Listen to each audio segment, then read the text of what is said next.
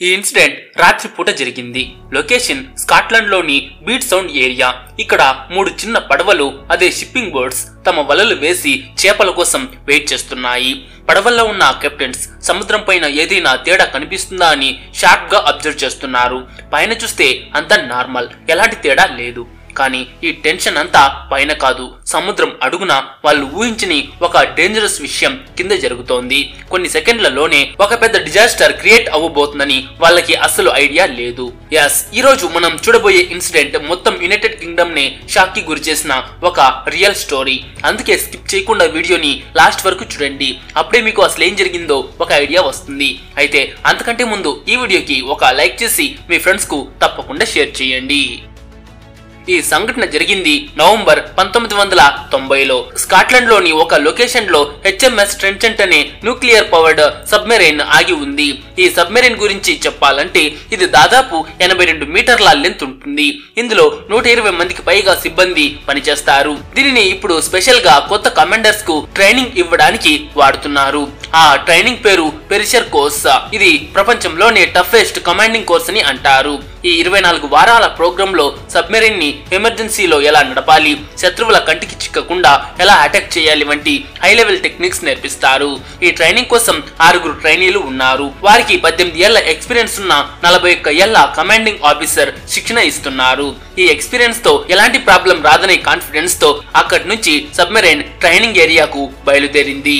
అదే సమయంలో ఇంకోవైపు చూసుకుంటే నవంబర్ 18, 1990 రాత్రి 11 గంటలకు కారాడిల్ అనే చిన్న గ్రామంలో 4 మత్స్యకారుల బృందం తమ ఫిషింగ్ బోట్ అయిన యాంటారస్ ను 5 రోజుల ట్రిప్ కోసం రెడీ చేస్తున్నారు. వీరు 5 రోజులు సముద్రంలోనే ఉండాలి కాబట్టి ఫిషింగ్ గేర్, ఫుడ్, వాటర్ అంత ప్రాపర్ ప్లానింగ్ తో లోడ్ చేశారు. ఆ రాత్రి సముద్రంలోకి వెళ్లి బీట్ సౌండ్ ఏరియాకు చేరుకున్నారు. ఈ ఏరియా వారికి కొత్తేమీ కాదు. ఇక్కడ చేపలు బాగా దొరుకుతాయని వాళ్లకు తెలుసు. ఈ యాంటారస్ బోట్ 1965లో తయారైన 57 అడుగుల లెంత్ ఉన్న పాత చెక్క పడవ. ఈ 4 సిబ్బందికి లీడర్ అయిన జేమీ రస్సెల్ ఈ పడవకు ఓనర్. 36 ఏళ్ల రస్సెల్ తరతరాలుగా చేపలు పట్టే ఫ్యామిలీ నుంచి వచ్చారు. అందుకే ఈ పడవ గురించి ప్రతి చిన్న డీటెయిల్ కూడా ఆయనకు బాగా తెలుసు. ఆ రోజు అక్కడ యాంటారస్ తో పాటు హెరాన్ మరియు హెర్క్యులస్ అనే మరో 2 షిప్పింగ్ బోట్స్ కూడా ఉన్నాయి. ఈ 3 బోట్స్ మధ్య వాకిటాకీ ద్వారా మంచి కమ్యూనికేషన్ ఉండేది.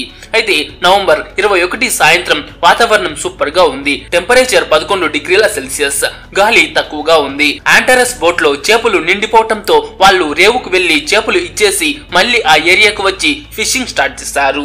ఆ టైంకి చీకటి పడటంతో యాంటారస్ కెప్టెన్ రస్సెల్ అలసిపోయి రెస్ట్ తీసుకోవడానికి కింద డెక్కి వెళ్తారు. వెళ్లే ముందు పడవ బాధ్యతను వేరే క్రూ మెంబర్స్ కు అప్పగించి ఈ విషయాన్ని వాకిటాకీలో పక్కనున్న హెరన్ బోట్ కెప్టెన్ కు కూడా ఇన్ఫార్మ్ చేశారు.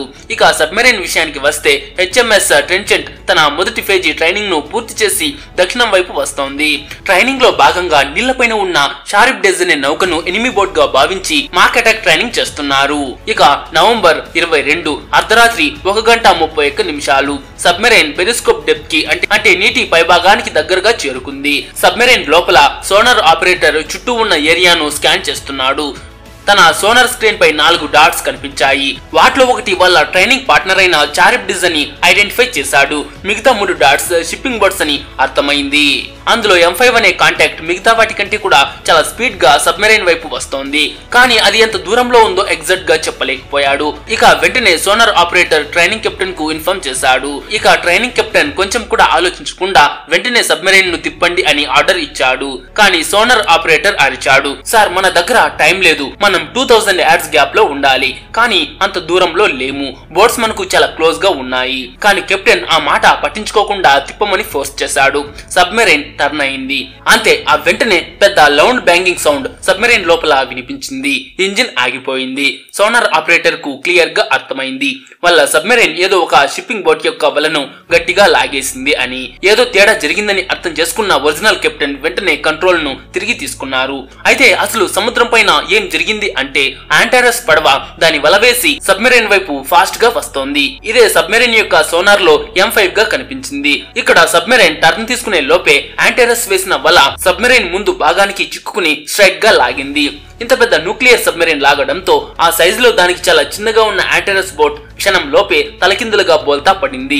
యాంటరస్ పడవ తలకిందులైన వెంటనే ఆ 4 సిబ్బంది అందులో ఉండిపోయారు. పడవ కొన్ని నిమిషాల్లోనే మునిగిపోయింది. ఆ 4 సిబ్బందికి షాక్ నుంచి తేరుకోవడానికి కూడా టైం దొరకలేదు. వారికి మేడే సిగ్నల్, ఎమర్జెన్సీ కాల్ ఇవ్వడానికి కూడా ఛాన్స్ దొరకలేదు. లైఫ్ బోట్ ను కూడా తీయలేకపోయారు. బోల్తా పడగానే నీళ్లు లోపలికి చొచ్చుకు వచ్చి ఆ పడవ మునిగిపోవటం మొదలైంది. కొన్ని నిమిషాల్లోనే యాంటరస్ బోట్ కంప్లీట్ గా మునిగిపోయింది. ఆ పడవలోని సిబ్బంది SOS కాల్ చేయలేకపోయారు. నెట్ నుంచి తప్పించుకోవడానికి ప్రయత్నించారు. కానీ పడవలోకి నీళ్లు వేగంగా రావడం వల్ల వారు లోపలే చిక్కుకుపోయారు. 4 సిబ్బంది లోపలే ఉండగా యాంటరస్ చల్లటి చీకటి సముద్రంలో మాయమైపోయింది. ఇది చేపల వేటలో జరిగిన ఒక ట్రాజిక్ ఇన్సిడెంట్ లో మొదటి భాగం. దీని తర్వాత ఏం జరిగిందో చూసే ముందు ఇంతవరకు మీరు ఈ వీడియోకి ఒక లైక్ చేయకపోయింటే ఇప్పుడే లైక్ చేసేసి మీ ఫ్రెండ్స్ కు తప్పకుండా షేర్ చేయండి. ఎందుకంటే ఈ విషయాన్ని ప్రతి ఒక్కరూ తెలుసుకోవాలి. ఇక కొద్దిసేపటి తర్వాత సబ్మెరైన్ కెప్టెన్ మళ్ళీ పెరిస్కోప్ డెప్త్ కి వచ్చి వాటర్ ను జాగ్రత్తగా స్కాన్ చేశాడు. 2 ట్రాలర్లు అంటే పడవలు నార్మల్ గా షిప్పింగ్ చేసుకోవడం చూశాడు. మిగతా అంతా ప్రశాంతంగా ఉంది. వెంటనే పైన ఉన్న చారిబ్డిస్ నౌక కెప్టెన్ కు రేడియో చేసి అడిగాడు, మీరు ఏమైనా అలర్ట్స్ విన్నారా అని. దానికి అతను లేదు, అంత ప్రశాంతంగా ఉంది అని కన్ఫర్మ్ చేశాడు. అయినా కూడా కెప్టెన్ కి మనసులో ఏదో తేడాగా అనిపించింది. పూర్తి తనిఖీ కోసం ఉపరితలంపైకి రావాలని ఆర్డర్ ఇచ్చాడు. పైకి వచ్చి చూస్తే సబ్మెరైన్ టవర్ చుట్టూ ఉక్కు తీగలు అంటే స్టీల్ వైర్స్ మరియు గొలుసుల ముక్కలు చిక్కుకొని ఉన్నాయి. అయినా సరే బయట ఎమర్జెన్సీ సిగ్నల్స్ ఏవి లేకపోవడంతో ఈ ఇన్సిడెంట్ ఎవరికీ తెలియకుండా పోయింది. సబ్మెరైన్ కెప్టెన్ కూడా బాగా ఆలోచించి ప్రమాదం గురించి ఎక్కడ ఎలాంటి రిపోర్ట్ లేదని నిర్ధారించుకుని పాస్లైన్ వద్ద ఉన్న ఆపరేషన్స్ రూమ్ కు రాత్రి 3:15 ఒక రిపోర్ట్ పంపాడు. వాళ్ళు కూడా డిస్ట్రెస్ కాల్స్ వినలేదు కాబట్టి ట్రైనింగ్ ను కంటిన్యూ చేయమని డిసైడ్ అయ్యారు. ఇక 6 గంటల తర్వాత ఒక పొటెన్షియల్ ఇన్సిడెంట్ గురించి సమాచారం వైరల్ అవ్వడం మొదలైంది.